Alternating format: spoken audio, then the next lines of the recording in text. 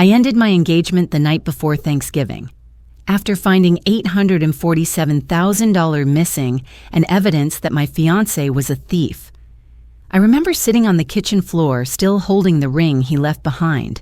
The house smelled like cinnamon and pumpkin spice candles, but all I could feel was this crushing fear, because in a few hours my parents were hosting their annual Thanksgiving dinner, and everyone would be expecting me to walk in with David, smiling, glowing, talking about wedding plans. The worst part? Those plans were already in motion. My mom had found a venue. My dad had started making calls about caterers. My sister had ordered sample bridesmaid dresses. They were all so excited, and I hadn't told them a thing. New here? Welcome home. Subscribe for more emotional stories.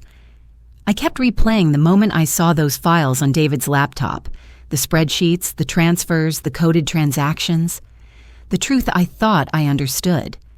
And then I kept imagining myself at that dinner table, everybody laughing, passing plates around while I sat there, trying to explain why the man I'd sworn to spend my life with was suddenly gone.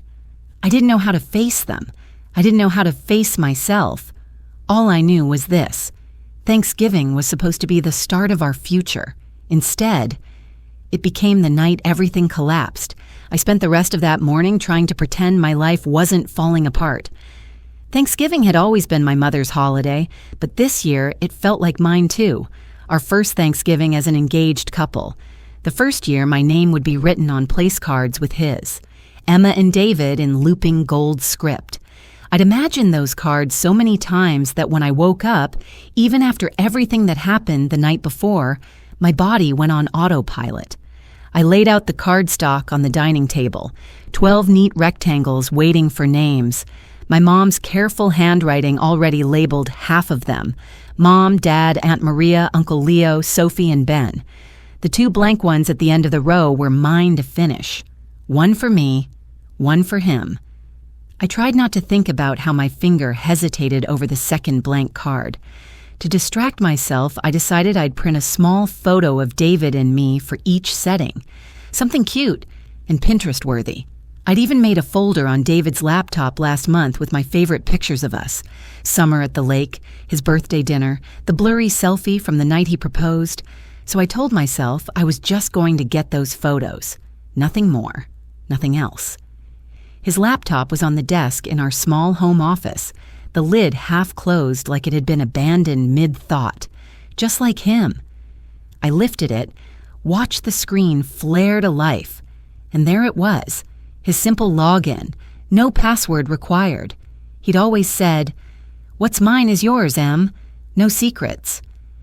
I clicked into the photos folder, scrolling through years of our life together. There we were, at my parents' house, last Thanksgiving, David holding the turkey like he'd slayed a dragon instead of roasted a bird. There we were at Klein & Associates' holiday party, David in his tailored suit, cheeks flushed from champagne, his arm wrapped tight around my waist. There we were at my father's company picnic, standing in front of the warehouse, my dad's hand on David's shoulder. I remembered how my father had laughed that day, booming and proud. "We're setting up the kids right," he'd said to my mother when he thought I wasn't listening. "Emma's got a good man. Steady, smart with numbers. That's what she needs." I should have stopped at the photos. I should have printed them and walked away. But as I backed out of the folder, something on the desktop caught my eye. A plain, unremarkable folder icon.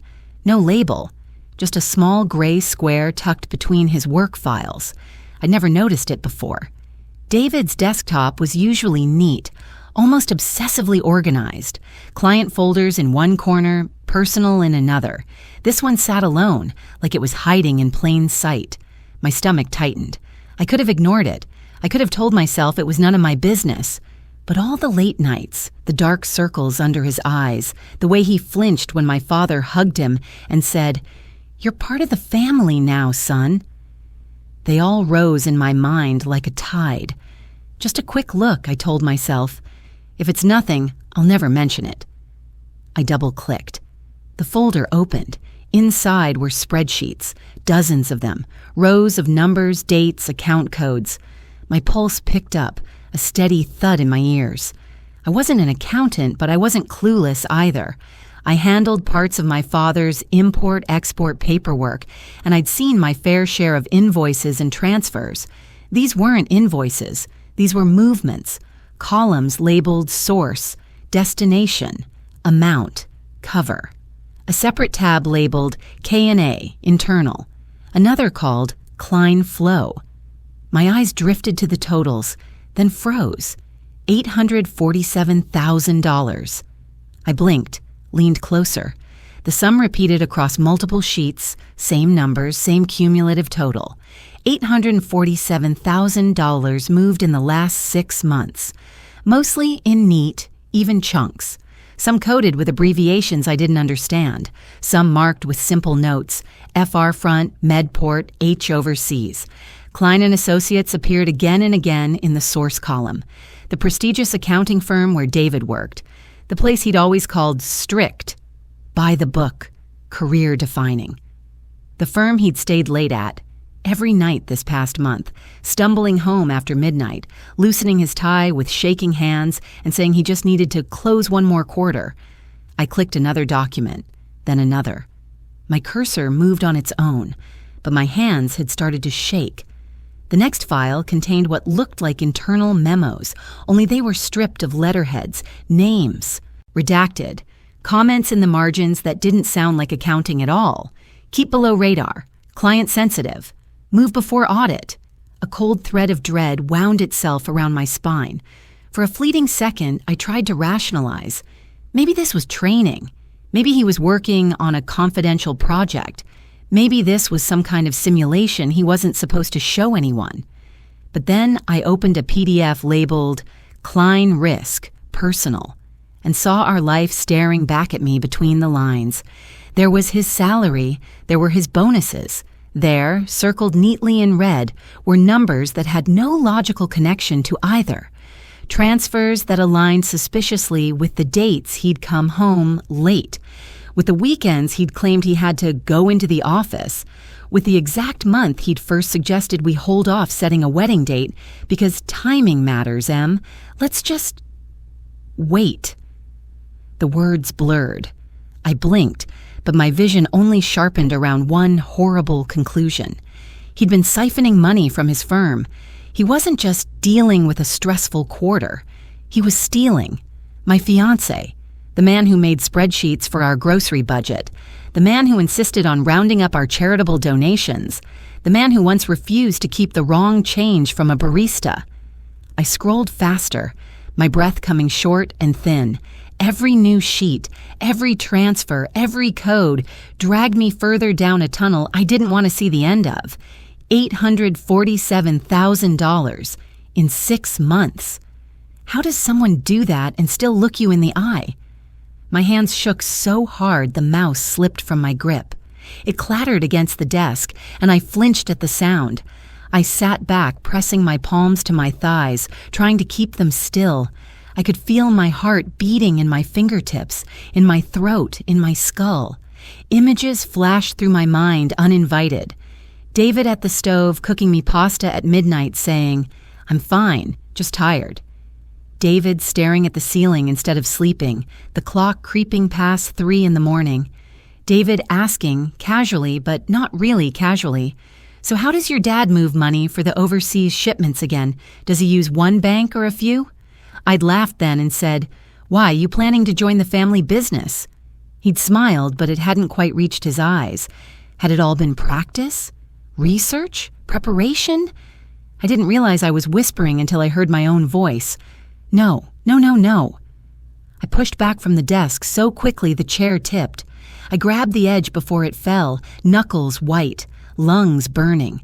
In the next room I could hear faint sounds. My mother clinking dishes in the kitchen, the distant hum of the TV where my father liked to watch pre-game commentary before guests arrived. Life, moving on, unaware. And there I was, standing in front of the proof that the man I loved wasn't who I thought he was. My phone buzzed on the desk. A text from my dad popped up on the screen. "Traffic's light. We'll be there in 20. Got the wine. You and David ready, Pumpkin?" "Ready." I stared at the message, then back at the glowing laptop screen, at the folder I never should have opened, at the numbers that wouldn't stop adding up to the same brutal truth. I heard the front door unlock. "Em, I brought your favorite flowers," David called, his voice warm, familiar, threading through the air of our little apartment, as if nothing in the world was wrong. My body moved before my mind caught up. I stepped into the doorway of the office as he came into view, arms full of sunflowers and white roses, cheeks flushed from the cold. His smile was wide, automatic, reaching for me the way it always did. Then he saw my face. The smile faltered, flickered, vanished. "Emma?" he said softly. "What's wrong?" Behind me, on the desk, his laptop screen still glowed. The open folder, the spreadsheets, the stolen money shining in neat, merciless rows. My hands were still shaking, but now, for the first time, they weren't from fear. They were from rage. All afternoon, the air felt heavier in the apartment. Even before David said a word, even before I confronted him, it felt like the walls could sense what was coming. I stood in the living room with the laptop closed on the counter, my hands still trembling from the discovery. The sunflowers he brought sat in the sink, their bright petals too cheerful, too wrong for the moment. David set down the grocery bag he'd brought, cranberries, herbs, a bottle of Chardonnay, and turned toward me with a smile that tried to bridge the space between us. But the moment his eyes landed on my face, the smile died. "Emma," he said gently. "What happened?" I didn't answer. My throat was tight, my heartbeat confused and frantic, like it didn't know whether to break or explode. I stepped aside, revealing the laptop behind me. For a second, he didn't react. Then he inhaled sharply, barely audible, but I heard it. He knew. He knew I knew. I swallowed, finally finding my voice. I saw everything. His shoulders drooped, just slightly, like something inside him gave way. Still, he took a step closer. "Emma, please. It's not what you think. How could you?" My voice cracked so sharply it surprised both of us. He opened his mouth, closed it, opened it again. "Emma, listen to me." "I saw the transfers," I shouted, louder than I meant to. My hands shook again. $847,000, David. I saw the coded accounts. I saw the spreadsheets. You stole from your firm. He flinched at the word stole, as if it was a physical hit. His eyes softened with a grief that seemed deeper than guilt, something rawer, older. But I didn't care. I couldn't care. He took a cautious step toward me. "Em, please, just let me explain." "No," I snapped. "You don't get to explain anything, not tonight." My chest felt tight, swollen with betrayal. "Do you understand what today is? Tomorrow, my whole family is coming over. Tomorrow, we're supposed to celebrate our engagement. Wedding plans are already being made. And you," my voice broke again, "you've been lying to me for months." David dragged a hand through his hair, pacing once, twice, stopping only when he realized I was watching every movement. He lowered his hand slowly, like he was afraid any sudden gesture might make everything worse. "Emma," he said quietly, "please, it isn't what you think. I swear to you." I laughed, a sound that came out half hysterical, half heartbroken. "Really? Because from where I'm standing, it looks exactly like what I think. You've been stealing. You've been lying. You've been coming home late every night, barely sleeping, losing weight, acting like someone I don't even recognize." His eyes lifted briefly in pain, but I continued before he could speak. "And all that time," I whispered, "I thought you were just stressed. I thought you were planning some big surprise for the wedding. I defended you to my friends when they said you looked exhausted.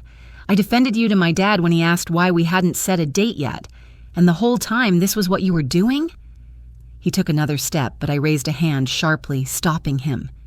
"Emma." His voice broke. "Please let me talk." "Talk?" I shook my head. "Talk about what? About how you pretended everything was fine? How you let me pick venues while you were committing fraud?" His lips parted as though he wanted to protest, but he held back, choosing his next words carefully. Too carefully. Finally, he said, "Your father."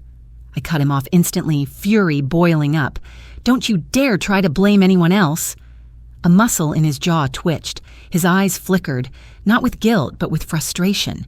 He opened his mouth again, then closed it like he wasn't allowed to finish the thought, like something trapped him between what he wanted to say and what he was allowed to say.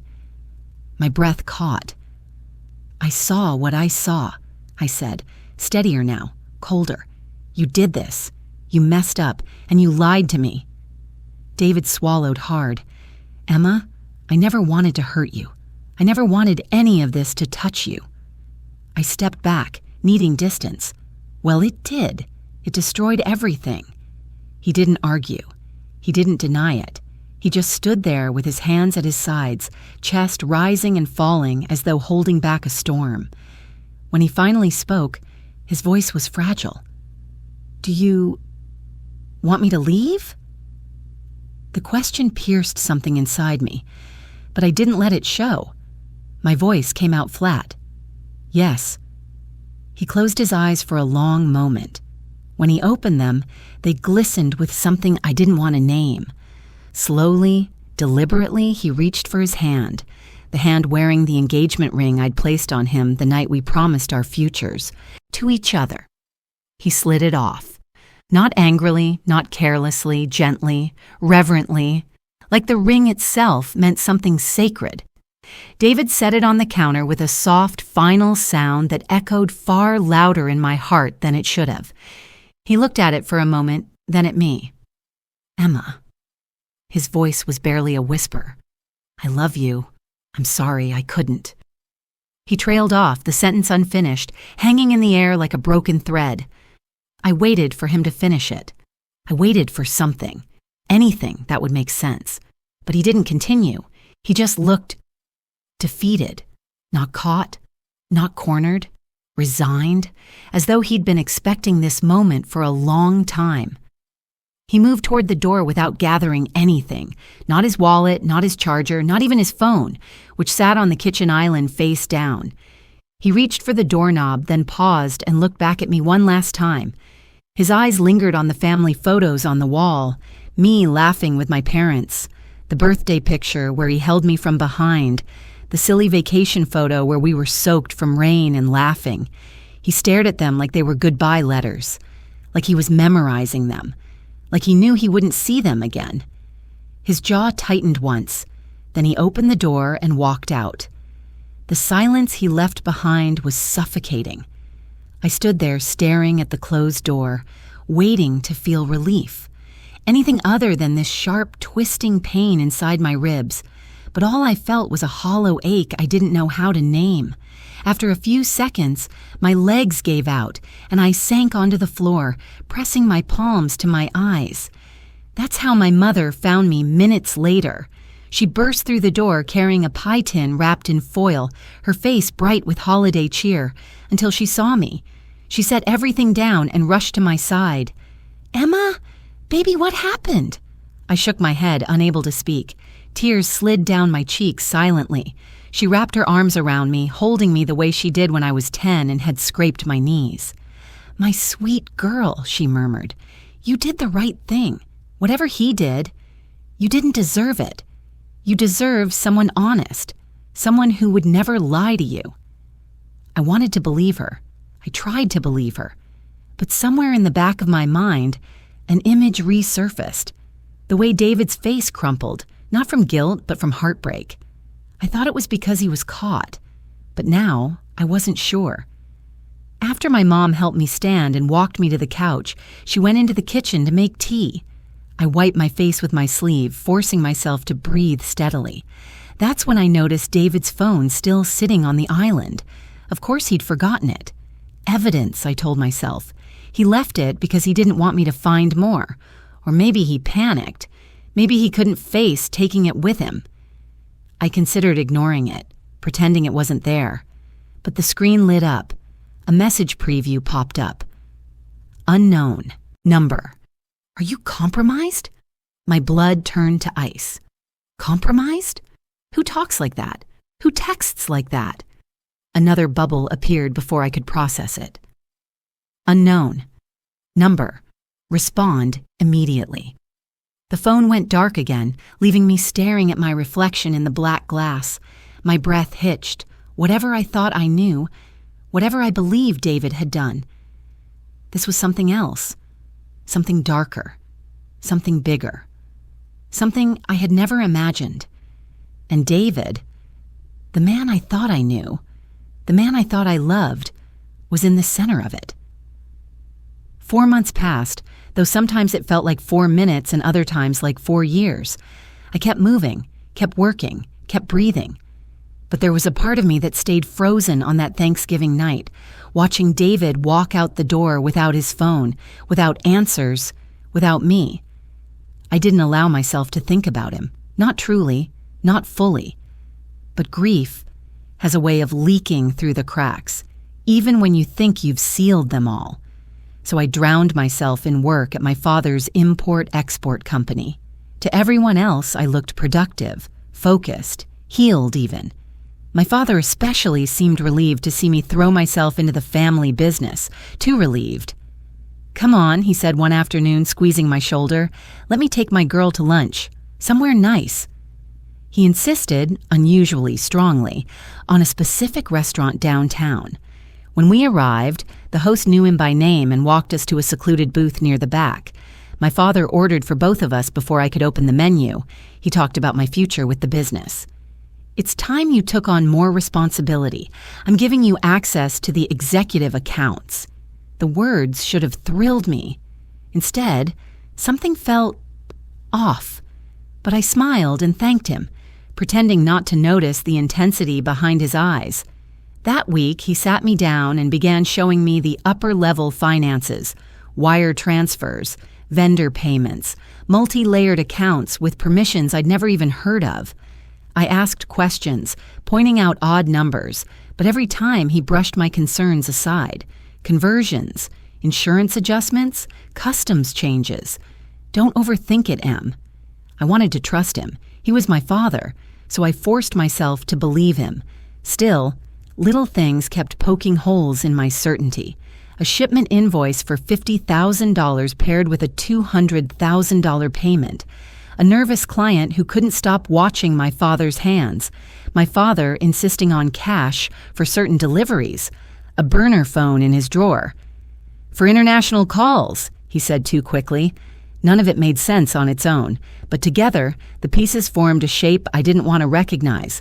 Around the same time, I started hearing faint echoes of David's name. Friends mentioned seeing him leave the city. Others speculated about why he left. I pretended not to listen, pretended it didn't matter. My mother had other ideas. "You need to get out, Emma, try again, meet someone new." So I went on a date with Jason, a polite, stable IT guy who made safe jokes and smiled kindly. I tried to be present, but my mind drifted. I kept comparing the warmth of his hand to the memory of David's. It wasn't fair to him. It wasn't fair to me. But grief doesn't care about fairness. After the date, I took a shortcut home and ran into Mark, one of David's colleagues from Klein & Associates. "Emma," he said, startled. "Wow, haven't seen you in months." We made small talk until he lowered his voice.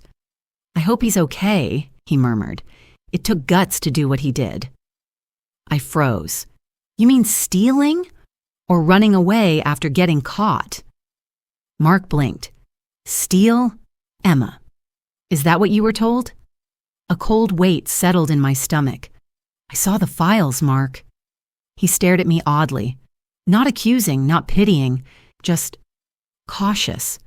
I shouldn't say more, just take care of yourself.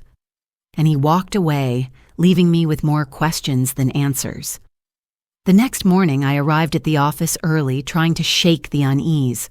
My father was already there, animated and energized, snapping shut his international phone as soon as he saw me. "Big day," he said, slipping on the expensive new watch he bought to celebrate expansion in the Mediterranean. "Vincent and I are headed to the docks.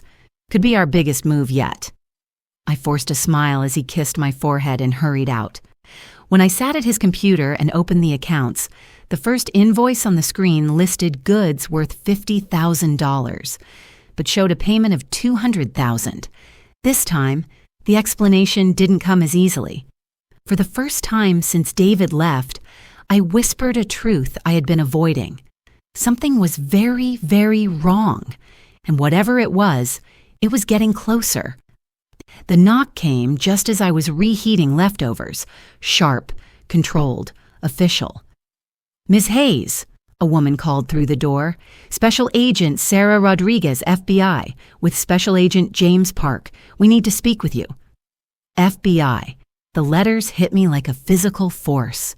My first thought, irrational but instinctive, was David. My second was my father. Their names never belonged in the same sentence, but they kept appearing there more and more. I opened the door with trembling hands and let the agents inside. They were calm, serious, efficient, the kind of people who never wasted words. "We're investigating a long-running financial operation," Rodriguez said. "Your name has come up as someone with proximity to key individuals." "Key individuals," I repeated, meaning my ex-fiancé and my father. "Yes," Park said simply. "David Chen and Thomas Hayes." Hearing their names together felt like the air had been punched out of me. "What does any of this have to do with me?" I demanded, crossing my arms. "My father runs a legitimate business. And David—" Rodriguez cut in gently but firmly. "We need to ask about your involvement in Hayes Global Imports." I scoffed. "My involvement? I'm not involved in anything illegal, I just work there." "We know," Park said, "but your access to internal finances is relevant." Then came the questions. Had I seen irregular invoices? Did I know why certain payments didn't match shipment values? Was I aware of offshore transfers or shell corporations tied to Hayes Global? With each question, I felt myself shrinking, because I had seen strange things, and I had accepted explanations that made less and less sense every time I replayed them in my head. But loyalty is a powerful thing, and denial is even stronger. "My father is not a criminal," I snapped. "You're making assumptions based on what? One suspicious invoice? A nervous client?" Rodriguez didn't flinch. She opened a folder and placed a stack of documents on my coffee table. Diagrams, invoices, bank statements. "Ms. Hayes," she said quietly, "we've been building a case for 15 years. 15 years. Every breath felt tight. "These," Park added, pointing to the diagrams, "are shell companies linked to your father. The invoices are falsified. The offshore transfers correspond to laundering cycles tied to multiple criminal organizations." "No," I whispered. "No, you don't understand. He wouldn't—" "He already has," Rodriguez said. My hands shook as I skimmed through the records. Company names I recognized, others I'd never heard of, payments that matched nothing real, patterns I didn't want to see. My father's signature was everywhere. I felt sick. "Why are you telling me this?" I asked, voice barely steady. "What do you want from me?" Rodriguez took a slow breath. "There's something else you need to know. About David." My chest tightened painfully. "What about him?" "Did David Chen ever tell you he worked in financial crimes investigation?" I stared at her, stunned. "David was an accountant." Park shook his head. "Klein and Associates partnered with federal agencies to embed investigators. David was recruited out of grad school. He's a forensic accountant, specialized in uncovering laundering networks." "No," I whispered. "He stole from them. I saw the transfers myself." Rodriguez leaned forward slightly. "The transfers you found were controlled movements, part of his assignment. He was mapping the flow of laundered money through Klein's clients, including your father." My mouth went dry. "My father?" "Yes," Park said. "The embezzlement you thought you discovered was actually evidence gathered against him. David documented everything, including your innocence." I blinked rapidly, tears blurring the room. What?" Rodriguez slid another document toward me, a report with my name in it. Emma questioned invoice 7731 appears genuinely unaware of laundering procedures. My breath caught. He fought for you, Park said quietly. He made sure nothing about your involvement could be misinterpreted. He let me think he was a criminal, I whispered, voice breaking. He had to, Rodriguez said gently. If he'd told you the truth, you could have been implicated. Worse, your father might have noticed. Suddenly, everything clicked together. Painfully, violently, his late nights, his exhaustion, his careful questions about my father's shipments, his refusal to set a wedding date, his heartbreak the night I confronted him, his unfinished apology. I'm sorry, I couldn't. He couldn't tell me. He couldn't save our relationship and save me at the same time. And the text on his phone? Are you compromised? Park said. That was his handler. I pressed a hand to my mouth as tears spilled over. So, I whispered, the only man I ever loved was destroying himself to protect me from my own family. Rodriguez didn't deny it. She just lowered her gaze. What happens now? I asked. That, she said softly, depends on you. I stared at the agents, the word depends hanging in the air like smoke. No, I said finally, my voice rough but steadying. You don't get to drop all of that and then tell me it depends. You came to my apartment. You told me my father is a criminal and my ex-fiancé was an undercover agent. You turned my entire life inside out in 20 minutes. So you're going to give me the rest, all of it. No more half-truths, no more soft edges. Agent Rodriguez studied me for a long moment, as if deciding whether I was ready for the impact of what I'd just demanded. Then she nodded once. All right, she said, you deserve the full story. Park reached into his folder again and pulled out another stack of documents, thinner than the one about my father, but somehow more intimidating. These are David's reports, he said, redacted but enough for you to understand his role. My chest tightened as he placed them on the table. David's handwriting appeared on the first page in neat, familiar strokes, labeling an internal summary. Beneath it, in typed form, were detailed notes, dates, times, observations. My name appeared over and over again. Rodriguez slid the top page toward me and tapped a highlighted line. Emma showed confusion at discrepancy in shipping invoice, clearly unaware. I read out loud, my voice shaking. Expressed concern, pushed for explanation. Father dismissed with vague reference to new customs procedures. I swallowed hard. He documented that, I whispered. Every time you questioned something, Rodriguez said, every time you showed you weren't part of this, he made sure we had a record. She flipped to another report. Emma asked to attend client meeting. Thomas refused, insisted she stay on documentation. Suspect keeping her intentionally blind to operational side. Emma appears excluded, not complicit. The words blurred as tears pricked my eyes. Another page. Emma unaware of second phone in office drawer. Reaction appears genuine surprise. No indication she knows of burner use. He was protecting me, I said slowly, the realization sinking in like a stone dropping through deep water. Park nodded. From the moment your name entered his reports, he argued to keep you off the target list. Technically, proximity alone could have made you a person of interest. He fought that at every step. I flipped through more pages, scanning phrases that kept repeating, Emma appears uninformed. Emma reacts with genuine shock. Emma's questions indicate moral discomfort, not complicity. Each line was a small shield he'd built between me and the wreckage of my father's choices. Why? I asked hoarsely. Why would he go that far for me? I was part of the risk.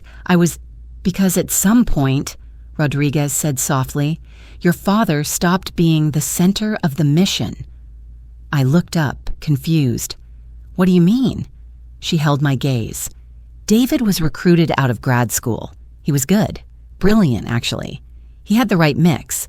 Technical skill, emotional intelligence, ability to blend in. Klein and Associates was chosen because they handled your father's books. From day one, his job was to trace suspicious flows tied to Hayes Global Imports. So I was collateral, I said bitterly. Initially, Park said, you were a name, a daughter, a potential weak spot in a target's armor. Then he met you. My stomach twisted. He wasn't supposed to get close to you, Rodriguez continued. Agents are discouraged from forming personal relationships with targets' families. But when he realized you were working at the company, when he watched how you operated, things changed. I thought of him showing up at the warehouse with coffee and an easy smile, asking my dad about shipping lanes, asking me about my childhood, laughing with my mother in the kitchen. All of it, I'd believed, was just him folding into my life, and it had been, just with another layer underneath. David made a choice, Rodriguez said. He didn't walk away from the assignment. He didn't keep you at arm's length. He tried to do both, finish the mission and protect you. I pressed my fingers to my temples, and when I found his files, he saw it as an opportunity and a disaster at the same time, Park said. You discovering the transfers meant two things. His cover was at risk, and you were teetering on the edge of a federal crime scene you didn't know existed. Rodriguez reached into the folder again, this time pulling out a small USB drive in a clear evidence bag. This, she said, contains a recording from an internal meeting. David, his supervisor, and a senior agent from our unit. She set a small player on the table, clicked it on, and hit play. Static crackled, then cleared. David's voice filled the room, not through a memory, not through my imagination, but raw and real. She's innocent, he was saying, his tone sharper than I'd ever heard it. I have proof in the reports. Every time she asked a question, he shut her down. She doesn't know what he's doing. Another voice, male, tired, authoritative. Chen, no one is saying she's orchestrating this, but she's in the building. She's touching documents. That's exposure. She's his daughter, David snapped. You think he'd trust her with the dirty side? He's keeping her in the dark so she can be his shield when this comes crashing down. We can't treat her like she's part of it. Regardless, the supervisor said, when the raid happens, she may be present. She works there. We can't design the takedown around one person's emotional comfort. It's not about my comfort, David shot back. His voice cracked on the next words. It's about hers. A beat of silence, the shuffling of papers. She finds out the way you want her to, he said more quietly, and she loses everything in one day. Her father, her job, her home, her sense of reality. I'm not letting her stand in the crossfire if I can help it. And what do you propose? The senior agent asked. A breath, a moment that felt heavy even through the recording. I'll end it, David said finally. She already suspects something's off. I'll give her enough to walk away from me, from us. She hates liars. If she thinks I'm one of them, she'll cut ties before the raid. The silence that followed felt like a punch. I'm not authorizing you to tell her anything, the supervisor warned. I won't, David said. I'll let her see what she was meant to see. I'll let her decide I'm not who she thought. She'll leave. She'll lick her wounds. And when this falls apart, she'll be nowhere near the blast radius. The recording clicked off. I hadn't realized I was crying until a tear dripped onto my hand. He planned it, I whispered. He planned to break my heart. Rodriguez's expression was steady, but there was a softness in her eyes. He destroyed his own happiness to protect you, she said quietly. We see a lot of people justify horrible things in the name of love. This is one of the rare times we've seen someone break themselves for it. I thought of that night again. The way he'd let me scream, the way he'd let me call him a thief, the way he'd taken off the ring and set it down gently like he was burying something precious he didn't deserve to keep. He left his phone, I said slowly, with the evidence, with that text. Park nodded.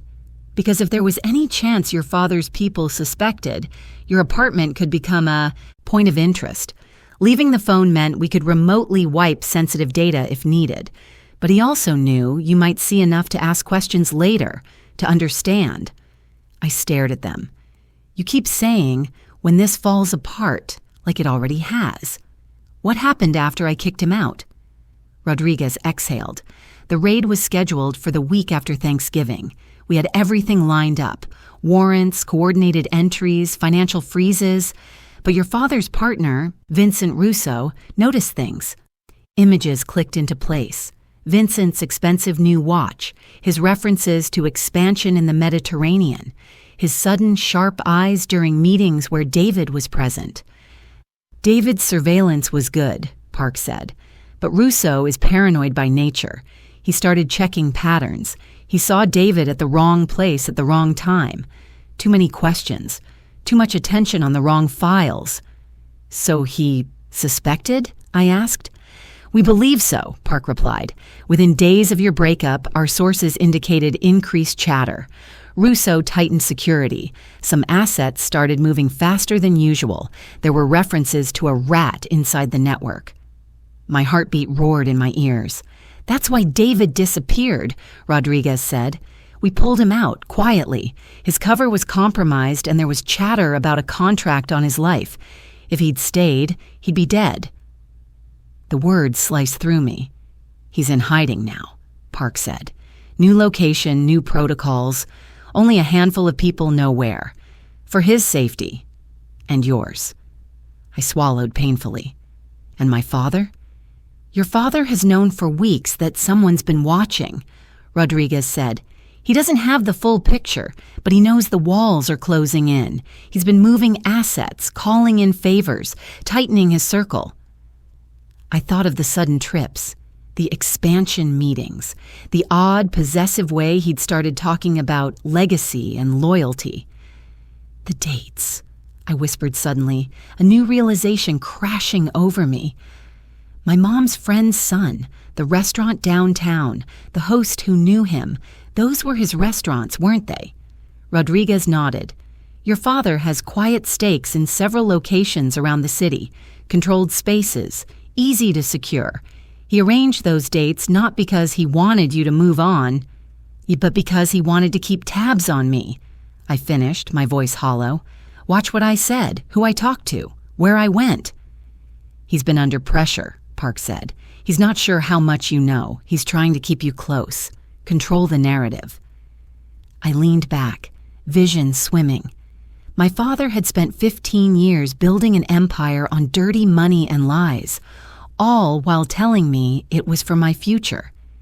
David had spent 2 years inside that empire, dismantling it from the books outward, all while pretending to be just another accountant. And I had spent my whole life standing in the middle, blindfolded, calling it love. I wiped my face and looked up at the agents, something stealing inside me. So, I said quietly, you've told me who my father really is. You've told me who David really is.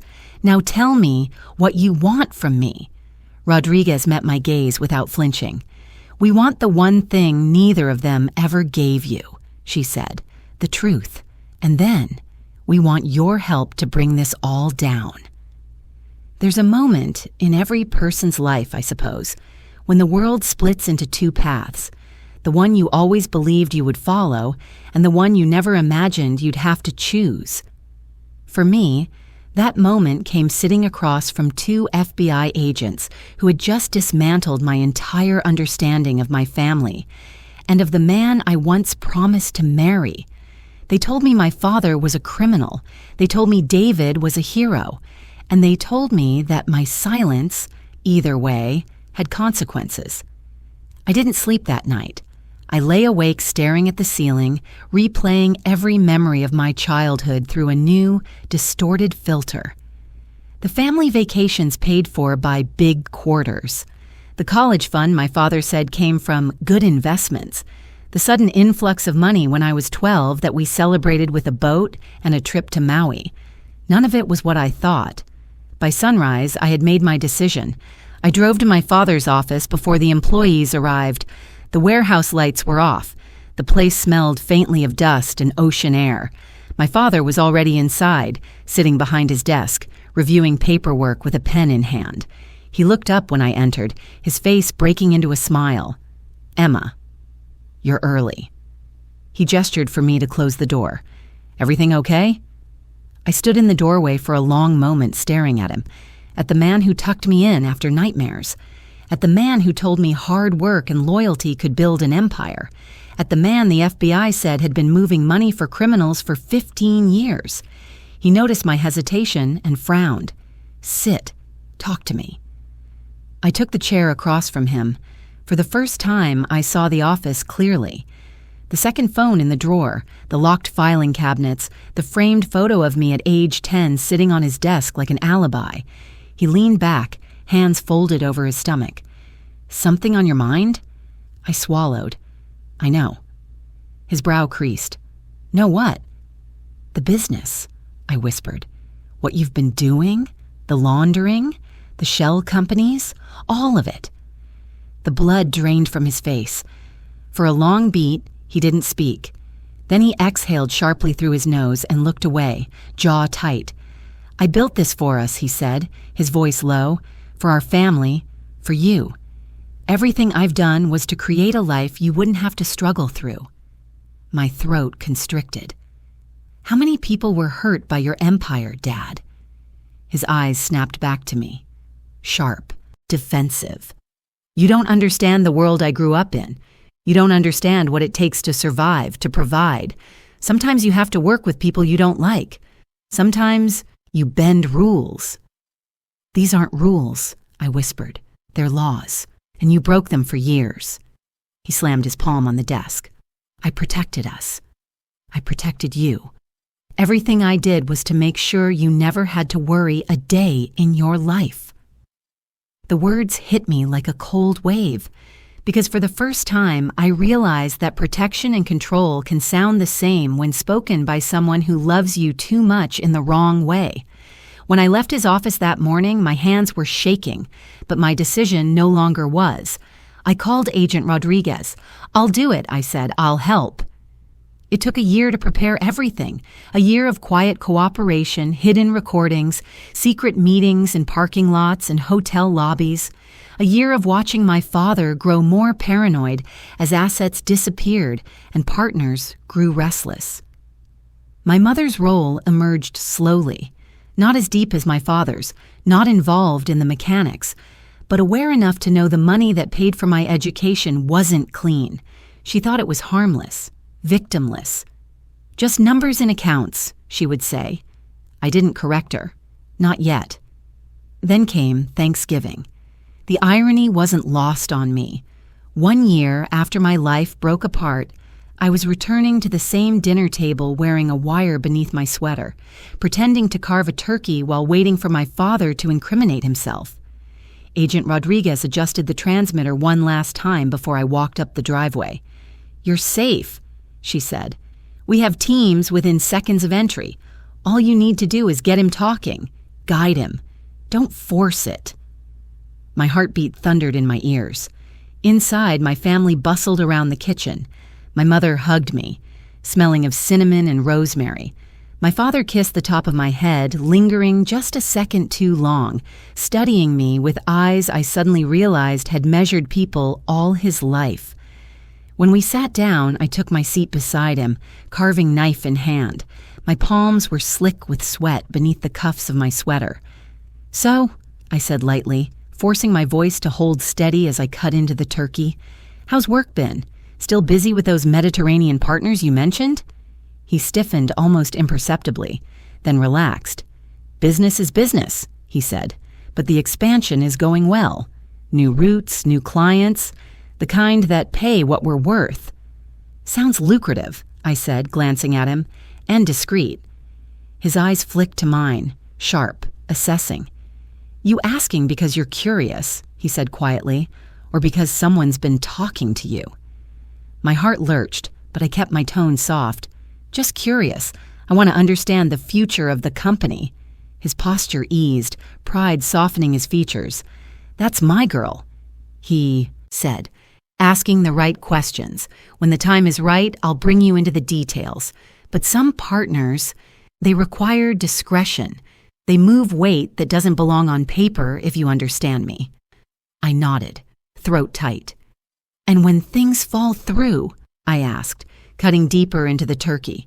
When someone threatens the flow? He grunted. Then we handle it, quietly. We've kept this empire alive because we take care of problems before they grow teeth. The recording device under my sweater hummed softly. This was what the FBI needed. Then the front door opened, and Vincent walked in. I froze. He wasn't supposed to be here. He wasn't family. He was business. And the look he gave me when he stepped into the dining room was razor sharp. "Didn't know we were entertaining tonight," he said to my father, his gaze drifting to my shaking hands. My father waved him off. "Emma's just learning more about the business." Vincent's eyes narrowed. "Is that wise?" My stomach twisted. He knew something was off. He felt it. Before he could say more, a loud crash shook the back of the house. My mother gasped.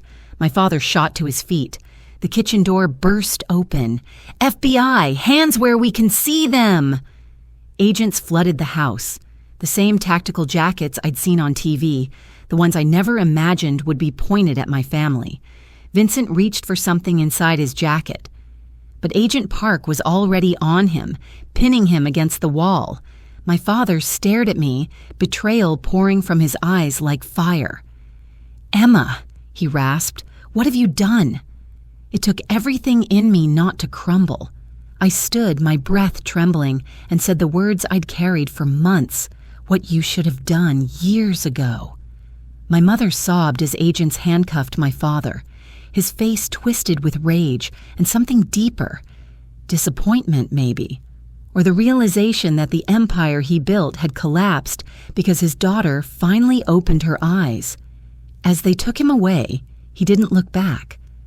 6 months later, I sat in a courtroom, telling a jury the truth. My voice didn't shake, not once.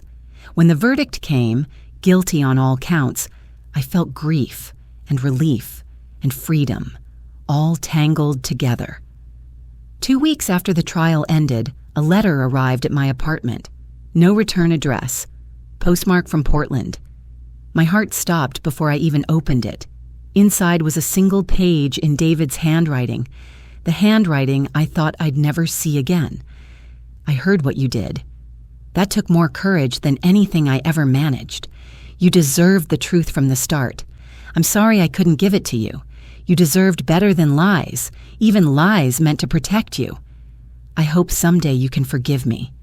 I never stopped loving you." Dee, I held the letter for a long time, fingers trembling. Then I booked a flight to Portland. The air was crisp when I stepped onto the sidewalk outside a small coffee shop in the Pearl District. The windows were fogged from the warmth inside. Through the glass, I saw him, David, sitting alone, reading a book, unaware of the storm gathering on the other side of the door. The engagement ring he once wore now hung from a chain around my neck, resting above my heart. I took a breath, pushed open the door. The bell chimed softly. David looked up.